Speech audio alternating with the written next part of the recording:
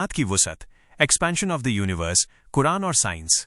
1 कुरानी आयत, सूरह अज़-ज़ारियात आयत 47 में अल्लाह ताला फरमाता है, वस्समाअ बनैनाहा बाइद व इन्ना लमूसिऊना, और आसमान को हमने अपने हाथों कुव्वत से बनाया और यकीनन हम इसे वुसअत देने वाले हैं।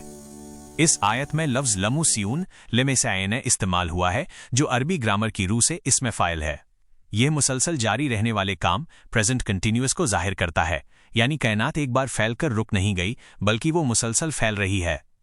2 जदीद साइंस क्या कहती है? 20वीं सदी के आगाज तक साइंसदानों का ख्याल था कि कायनात साकिन स्टैटिक है, यानी ये न बढ़ रही है न कम हो रही है। लेकिन 1929 में एडविन हबल ने एक इनकलाबी दरियाफ्त की। रेडशिफ्ट हबल ने अपनी ताकतवर दूरबीन से देखा कि दूर दराज की कहकशाएं गैलेक्सीज हमसे दूर भाग रही हैं। रफ्तार और फासला, उसने नोट किया कि जो कहकशा जितनी दूर है वो उतनी ही तेजी से दूर जा रही है। इसे हबल का कानून कहा जाता है। गुब्बारे की मिसाल, इसे समझने के लिए एक गुब्बारे की मिसाल दी जाती है। अगर आप एक गुब्बारे पर निशान लगाकर उसे फुलाएं तो जैसे जैसे गुब्बारा बढ़ेगा वे निशानात एक दूसरे से दूर होते जाएंगे। कायनात भी बिल्कुल इसी तरह फैल रही है।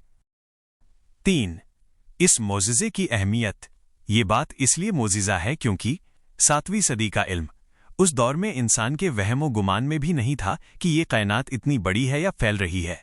लोग आसमान को महज एक छत या साकिन ग़िलाफ़ समझते थे। बिग बैंग की तस्दीक, कायनात का फैलना इस बात की दलील है कि माजी पास्ट में ये किसी एक नुक्ते पर सिमटी हुई थी, जो बिग बैंग के नज़रिए को मजबूत करता है।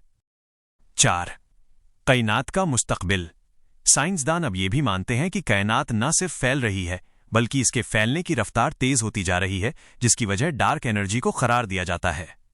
कुरान का लफ्ज़ लमूसियून इसी लामतनाही वुसअत की तरफ इशारा करता है।